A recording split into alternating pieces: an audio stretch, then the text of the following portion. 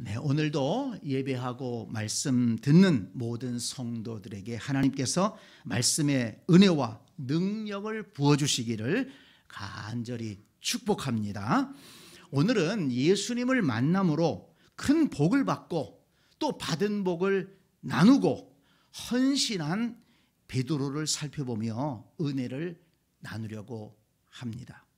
오늘 본문을 보면 어느 날 이른 아침 베드로는 바람이 차가운 게네사렛 호숫가에서 아주 허탈한 모습으로 동료들과 함께 그물을 씻어 정리하고 있었습니다. 2절을 보세요. 호숫가에 배 두 척이 있는 것을 보시니 어부들이 배에서 나와서 그물을 씻는지라. 그런데 5절에서 베드로가 선생님, 우리들이 밤이 새도록 수고하였으되 잡은 것이 없지만은 이라고 말한 것으로 보아 지난 밤에 아무런 소득이 없었다는 것을 알 수 있습니다. 요즘 들어 웬일인지 배를 타고 나갔다가 허탕치는 일이 많았습니다. 생활은 점점 더 팍팍해져 갔습니다. 경제적으로 어려우니 마음도 힘들어졌습니다. 그래도 다른 길이 없고 또 바다로 나가야 했기 때문에 그들은 그물을 씻고 정리하고 있었던 것입니다. 그런데 그들에게 놀라운 일이 일어났습니다. 예수님께서 많은 사람과 함께 그 바닷가를 찾아오시더니 베드로의 배에 올라 바닷가에 모여있는 사람들을 향해서 말씀을 가르치시는 겁니다. 말씀을 가르치시기를 마치시더니 베드로에게 깊은 데로 가서 그물을 내려 고기를 잡으라 말씀하시는 겁니다. 베드로가 예수님의 말씀대로 했더니 만선의 기적을 보게 되었습니다. 너무 많이 잡혀서 동료들을 향해서 소리를 쳤습니다. 빨리 와서 좀 도와달라고. 그래서 동료들이 배를 몰고 와서 고기를 건졌는데 2배나 가득 차게 되어서 배가 잠길 지경이 되었다는 것입니다. 그곳에 있던 모든 사람들이 놀랐습니다. 예수님은 베드로에게 무서워하지 말라. 이제 후로는 내가 사람을 취하리라 말씀하시면서 베드로를 또 다른 복된 삶으로 초대하셨습니다. 여러분, 그 후로 베드로의 삶이 어떻게 변화되었는지 여러분들도 잘 아실 것입니다. 갈릴리 어촌 마을에서 물고기를 잡아 하루하루 살아가던 베드로였고, 학교라고는 문턱에도 가보지 못한 베드로였고, 재산도 권력도 빽도 없던 베드로가 예루살렘 거리에서 예수 그리스도의 부활을 전하며 수천 명을 전도하는 대전도자가 되었습니다. 그의 그림자만 밟아도 병이 낫는 능력자가 되었습니다. 사상 첫 교회인 예루살렘 교회를 세우는 교회의 기둥이 되었습니다. 마지막엔 로마까지 가서 복음을 전하다가 순교하는 순교자가 되었고, 베드로 전후서를 기록하는 성경 저자가 되었다는 것입니다. 전혀 기대하지 못했던 놀라운 인생으로 변화되었다는 것입니다. 여러분, 베드로의 삶을 이렇게 변화시킨 요인이 무엇일까요? 궁금하지 않습니까? 먼저 3절을 보니까 베드로의 삶을 변화시킨 결정적인 요인은 예수 그리스도께서 베드로의 배에 오르셨고 베드로의 삶을 인도하시기 시작했다는 것입니다. 3절을 보세요. 예수께서 한 배에 오르시니 그 배는 시몬의 배라. 예수님이 왜 하필이면 많은 배가 있는데 베드로의 배에 오르셨을까요? 우연일까요? 아닙니다. 베드로를 부르시기 위해 베드로의 삶을 변화시켜 복된 삶을 살게 하시기 위해 예수님께서 의도적으로 베드로의 배에 오르셨다는 것입니다. 요한복음 15장 16절은 말씀합니다. 너희가 나를 택한 것이 아니요 내가 너희를 택하여 세웠노니. 그렇습니다. 예수님이 베드로의 배에 타신 것이 은혜의 시작이었고 그 순간부터 베드로의 삶은 변화되기 시작한 것입니다. 아주 상징적인 그림입니다. 여러분, 배가 안전하게 운행하기 위해서는 무엇보다 선장이 중요하다는 것을 우리는 알고 있습니다. 얼마 전에 TV를 보니까 동해의 한 포구의 선장을 소개하는데 보니까 이 선장은요, 뭐 배를 좀 운전한다고 되는 게 아니고 배도 잘 운행해야 되지만은 고기가 어디 있는지도 알아야 되더라고요.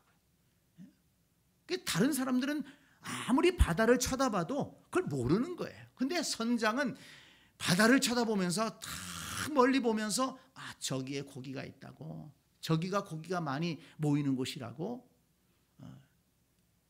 낚시꾼들을 데리고 가더라고요. 유능한 선장은 배를 안전하게 운전할 뿐만 아니라 물고기가 어디에 많이 알고 있는지, 어디에 있는지도 알고 있어야 한다는 것입니다. 여러분, 인생이라는 배도 마찬가지입니다. 누가 선장이 되느냐가 중요하다는 것입니다. 주님께서 선장이 되어서 인생의 배를 운행하게 되면 안전하고 복된 항해를 할 수가 있는 것입니다. 내 인생은 내가 운행한다 이렇게 생각하지 말고 주님께 여러분들의 삶을 맡기시기를 바랍니다. 주님께서 나의 삶을 운행해 주시옵소서. 주님이 내 인생의 선장이 되어 주시옵소서. 주님께서 선장이 되셔서 인생의 배를 운행하시면 안전하고 복된 항해를, 인생의 항해를 할 수가 있는 것입니다. 주님께서 베드로의 배에 오르셨을 때 그것은 베드로의 인생의 선장으로 올라가신 것입니다. 예수님께서 베드로의 인생의 선장이 되셔서 복되고 풍성한 인생으로 변화시켜 주셨다는 것입니다. 베드로의 그 변화된 삶을 통해서 우리는 그것을 깨닫게 되는 것입니다. 여러분, 이 말씀을 그저 베드로의 이야기라고 생각하지 마시고 예수님께서 내 인생에도 선장으로 와 주시옵소서. 아니, 예수님을 내 인생의 선장으로 모시기를 바랍니다. 그냥 예수님을 믿는 것이 아니라 예수님께서 내 인생의 선장이 되어 주시옵소서. 내 앞길을 인도해 주시옵소서. 그렇게 기도하고 주님께 우리의 인생을 맡길 수 있어야 한다는 것입니다.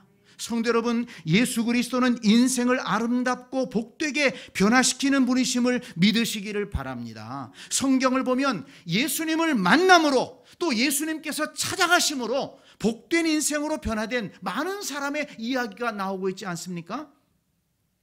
맹인이었고 거지 생활을 했던 바디메오는 예수님을 만남으로 눈을 뜨게 되었고 예수님과 함께 건강하고 복된 인생을 살게 되었습니다.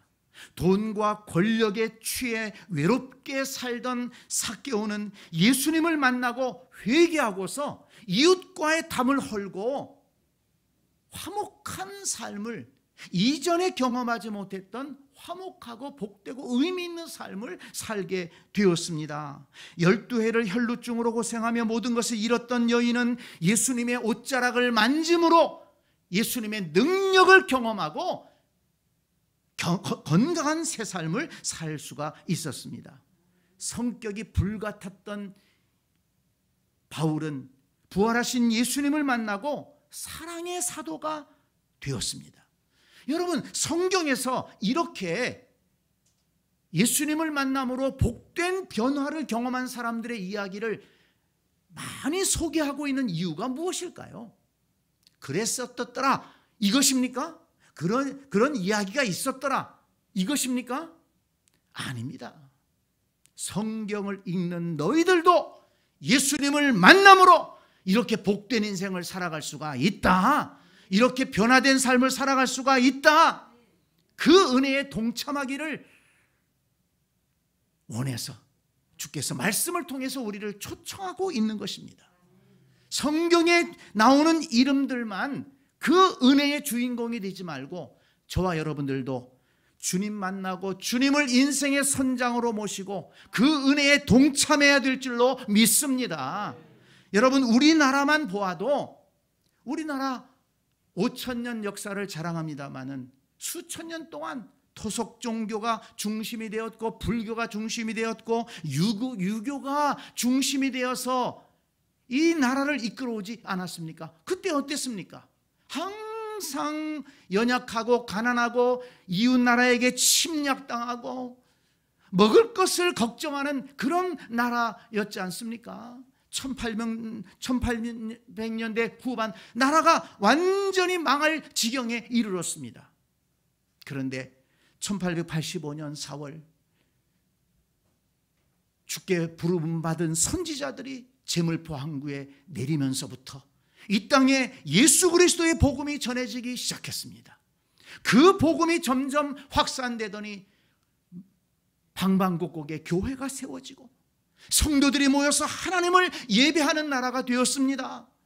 이 가난하고 불쌍한 나라, 이웃 나라에게 주권을 뺏긴 이 민족, 하나님 불쌍히 여겨 주옵소서, 해방을 주옵소서, 은혜를 주옵소서, 눈물을 흘려 기도하는 기도의 백성들이 일어나게 되었습니다.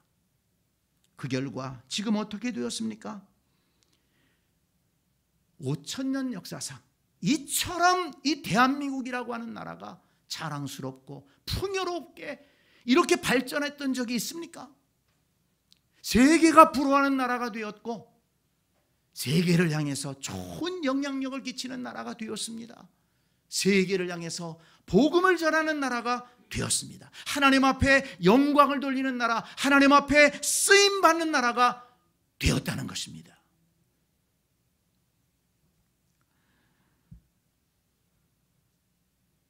하나님은 예배하고 간구하는 자들에게 은혜와 복을 주시는 분이시기 때문에 주님을 믿고 주님의 인도하심 가운데 살아가면 우리도 복되고 풍성한 삶을 살아갈 수 있다는 것을 믿으시기를 바랍니다. 또 하나, 베드로의 삶을 변화시킨 중요한 요인은 베드로가 주님의 말씀을 들었을 때 긍정적 기대감을 가지고 긍정적인 믿음을 가지고 그 말씀에 순종했다는 것입니다. 5절을 보세요. 시몬이 대답하여 이르되 선생님, 우리들이 밤이 새도록 수고하였으되 잡은 것이 없지만은 말씀에 의지하여 내가 그물을 내리리이다. 말씀에 의지하여 내가 그물을 내리리이다. 선생님, 어젯밤에 밤이 새도록 수고했어요. 근데 아무것도 잡은 것이 없어요. 그렇기 때문에 어디 가서 또 그물을 내린다는 건 헛수고입니다. 괜히 고생시키지 마세요. 이러지 않았다는 것입니다. 근데요, 많은 분들이 이렇게 얘기합니다. 하나님 말씀을 읽으면서도 지금까지 해봤어요. 안 돼요. 지금까지 그렇게 되지 않았어요. 지금 상황이 이런데요. 이유만 될 뿐이지 주의 말씀에 순종하지 않는다는 것입니다.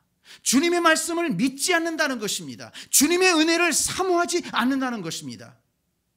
베드로도 알았어요. 지난밤에 아무런 소득이 없었습니다. 그러나 주님께서 말씀하시니 한 번 더 해보겠습니다. 깊은 데로 가서 그물을 내려보겠습니다. 주님 말씀대로 해보겠습니다.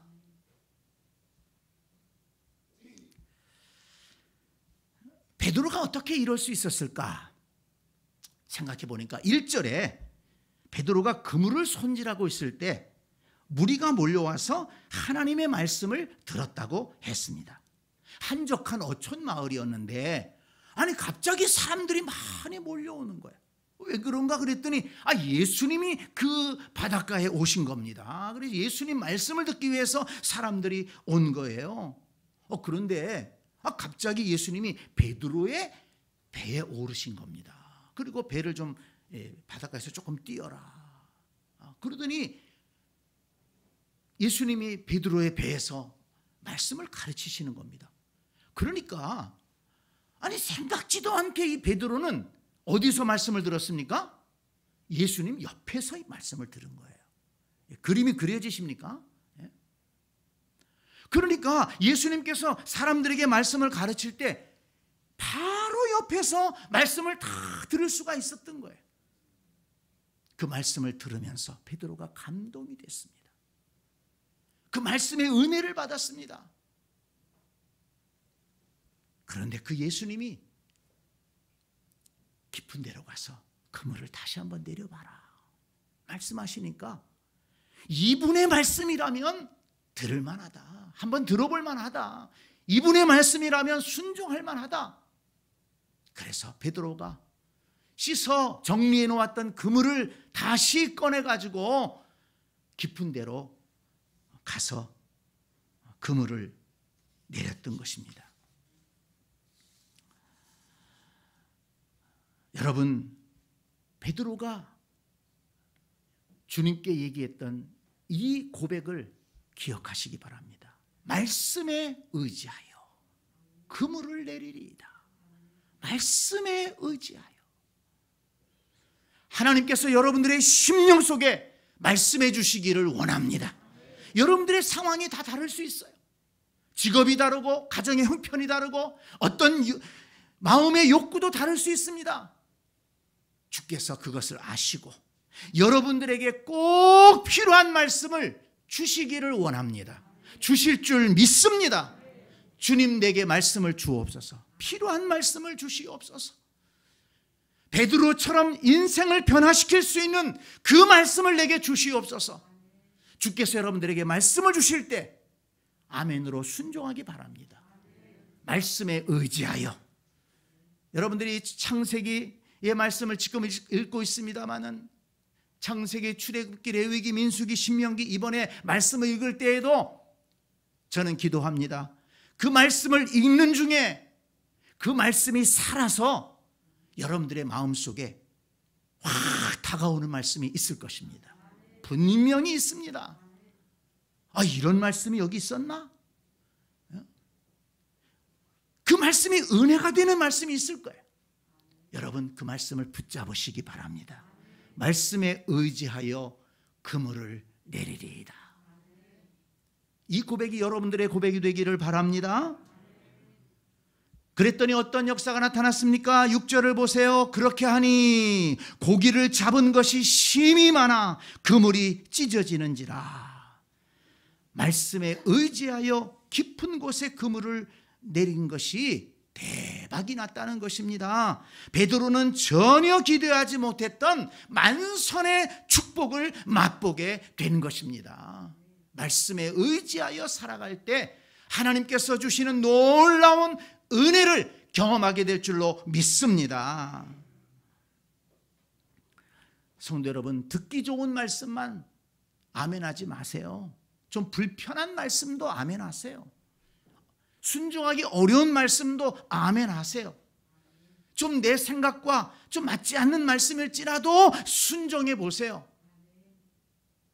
주께서 그 믿음을 보시고 은혜를 주실 것입니다.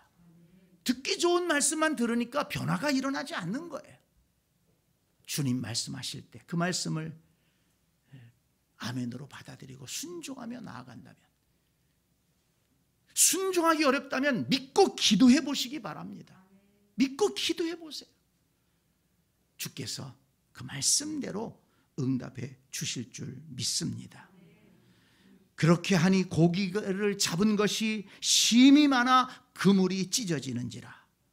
저와 여러분도 주님 말씀을 믿고 의지하고 순종하여 베드로처럼 만선의 축복을 누리는 복된 인생이 될 수 있기를 간절히 축원합니다. 그런데 오늘 본문 말씀에서 더 감동적인 것은 무엇인가 하면은 베드로가 주님의 말씀에 순종할 때 개인적인 변화, 개인적인 축복에 그치지 않고 함께한 사람들에게 축복의 통로가 되었다는 것입니다. 7절 말씀을 다시 한번 보세요. 이에 다른 배에 있는 동무들에게 손짓하여 와서 도와달라 하니 그들이 그물이 2배의 채움에 잠기게 되었더라.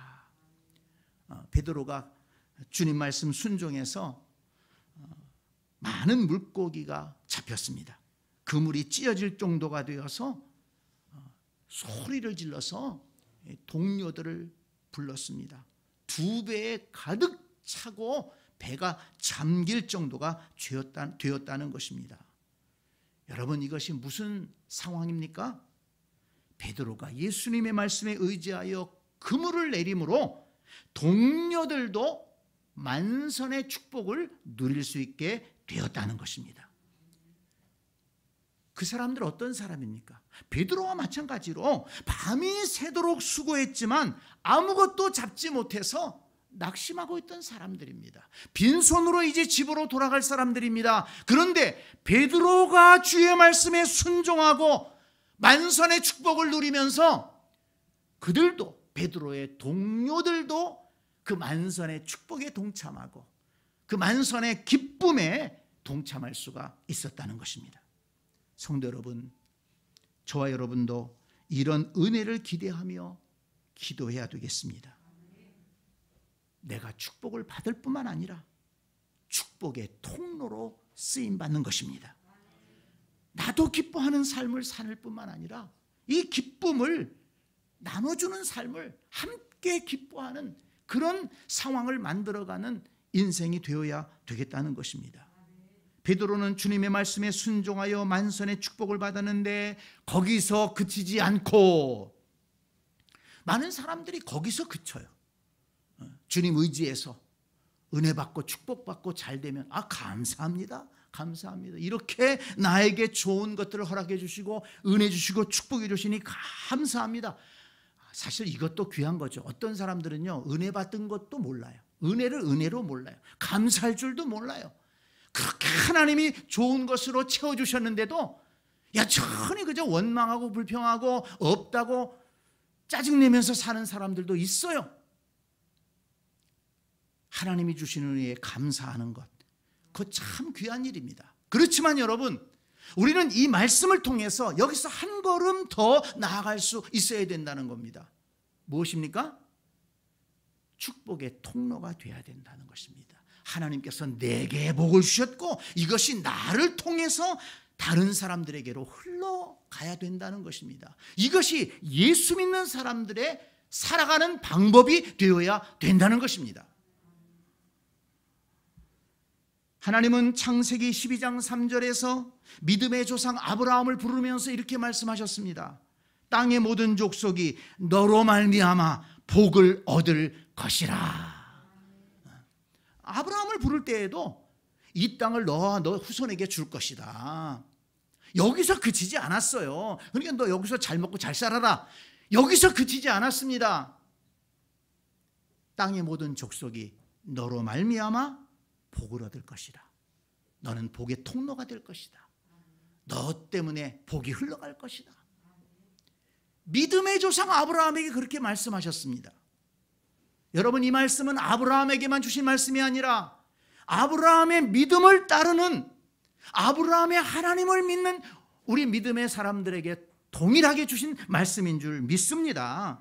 그렇다면 우리도 하나님께서 아브라함처럼 복의 통로로 사용해 주시기를 사모하면서 그런 삶이 되기를 소망하면서 살아가야 될 줄로 믿습니다. 베드로처럼 나도 잘 되고 남도 잘 되고 나도 기뻐하고 남도 기뻐하게 하는 그런 인생으로 살아가야 될 줄로 믿습니다. 마태복음 6장 20절에 보니까 예수님은 오직 너희를 위하여 보물을 하늘에 쌓아두라 이렇게 말씀했습니다.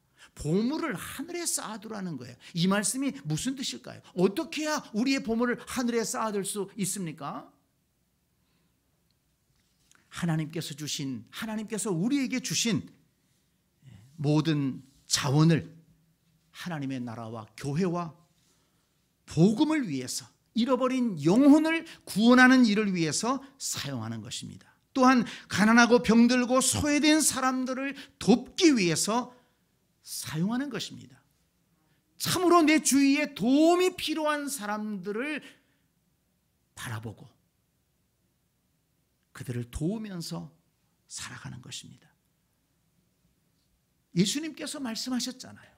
마지막 날에 너희들이 나를 대접해서 정말 내가 너희들한테 고맙다, 이렇게 말씀하신 사람들이 있었어요. 그런데 그 사람들이 주님, 저희들은 주님을 만난 적도 없는데요, 언제 저희들이 주님을 대접했습니까? 라고 얘기하니까 예수님께서 너희들이 가난한 사람에게, 목마른 사람에게 물 한 잔 주고 밥 한 끼 사준 것이 곧 나한테 한 것이다. 너희가 그 상을 잃지 않을 것이다, 이렇게 말씀하지 않으셨습니까? 하늘의 보화를 쌓는 것은 다른 것이 아닙니다. 하나님께서 우리에게 주신 자원을 어떻게 선하게 사용할 것인가, 그럴 때 하늘의 보화가 쌓이게 되는 것입니다.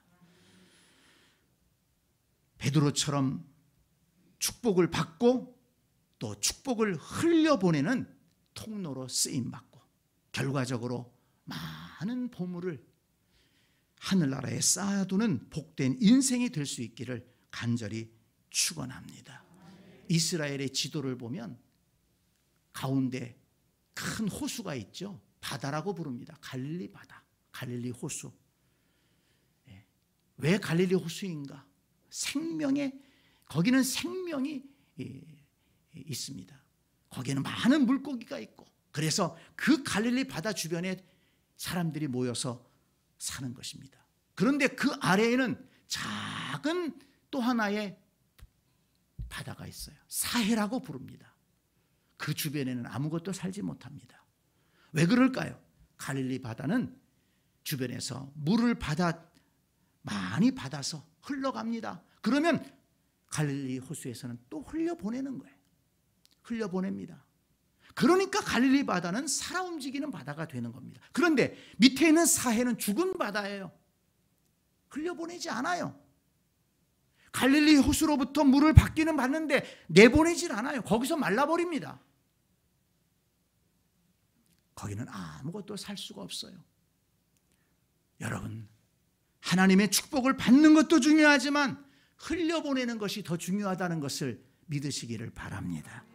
흘려보낼 때 하나님께서 더 귀한 것을 부어주시고 더 많은 것을 채워주신다는 것을 믿으시기를 바랍니다. 사해와 같은 인생 살지 말고 갈릴리 호수와 같은 인생을 살아가시기를 바랍니다.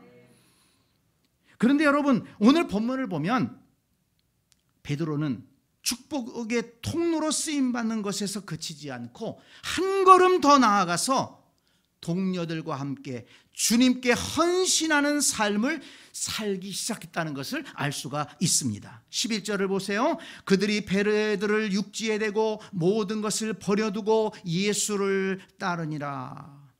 여기서 그들은 베드로와 그의 동업자인 야고보와 요한입니다. 그런데 이 세 사람이 만선의 축복을 경험한 후에 예수님을 믿고 따르고 헌신하기로 결단한 것입니다. 주님 말씀대로 이제 후로는 사람을 낚는 어부가 되기 위해 새로운 인생을 시작한 것입니다. 이전에는 고기잡이의 동업자였지만 이제는 하나님의 나라를 세우기 위한 동업자, 복음을 전하기 위한 동업자, 영혼을 구원하기 위한 동업자가 된 것입니다. 여러분, 놀라운 인생의 변화가 아닙니까? 밤새도록 수고해서 아무것도 잡은 것이 없어 아침에 침울하게 빈 그물을 손질하던 인생들이 예수님을 만나서 만선의 축복을 받았습니다. 만선의 축복을 받은 데서 그치지 않고 그 받은 축복을 이웃과 동료들에게 흘려보내며 기쁨을 주는 축복의 통로가 되었습니다. 거기서 그치지 않고 또한 그들과 함께 주님을 믿고 따르고 함께 헌신하는 귀한 헌신자들이 되었다는 것입니다. 만약에 베드로가 만선의 축복을 받은 것으로 끝났다면 그저 베드로는 성경의 한 에피소드의 주인공으로 끝났을 것입니다. 그러나 베드로는 축복을 받을 뿐만 아니라 축복의 통로가 되었고, 축복의 통로에서 헌신의 사람으로 변화되었기 때문에, 정말 아름답고 복된 인생으로 변화되었기 때문에 오늘날도 많은 사람에게 기억되고 존경을 받고 있는 것입니다. 성도 여러분, 베드로를 이렇게 변화시킨 결정적인 요인이 무엇이라고 했습니까? 예수님께서 베드로의 인생의 배에 올라타셔서 베드로 인생의 선장이 되어 주셨다는 것입니다. 베드로의 인생을 주님께서 인도하셨다는 것입니다. 또한 베드로는 예수님께서 말씀하실 때 거부하지 않고 그 말씀에 순종했다는 것입니다. 그렇습니다. 베드로의 인생이 축복을 받고 축복을 받을 뿐만 아니라 축복의 통로가 되고, 축복의 통로가 될 뿐 아니라 헌신하는 인생으로 놀랍게 변화된 것은 예수님을 인생의 주인으로 모셔드리고 예수님 말씀에 순종했기 때문이라는 것을 잊지 마시기 바랍니다. 성도 여러분, 저와 여러분에게도 베드로와 같은 놀라운 변화의 역사가 있게 되기를 소망합니다. 지금까지 어떻게 살아왔든지 이제부터라도 예수님을 내 인생의 선장으로 모시고 예수님 내 인생을 인도하여 주옵소서. 그리고 주님 말씀에 순종하며 살아가 보시기를 바랍니다. 저와 여러분 모두가 하나님이 부어주시는 축복의 은혜를 받게 될 것입니다. 또한 축복을 받을 뿐만 아니라 축복의 통로로 쓰임받게 될 줄로 믿습니다. 축복의 통로로 쓰임받을 뿐만 아니라 하나님의 나라와 교회와 복음을 위해서, 잃어버린 영혼을 위해서 쓰임받는 참으로 복되고 거룩한 인생으로 변화될 줄 믿습니다. 이 은혜가 오늘 이 성경 안에만 머물러 있지 말고, 베드로에게만 머물러 있지 말고, 베드로가 그랬었더라, 이것으로 끝나지 말고 이 은혜가 저와 여러분들의 은혜가 될 수 있기를 간절히 축원합니다. 아멘.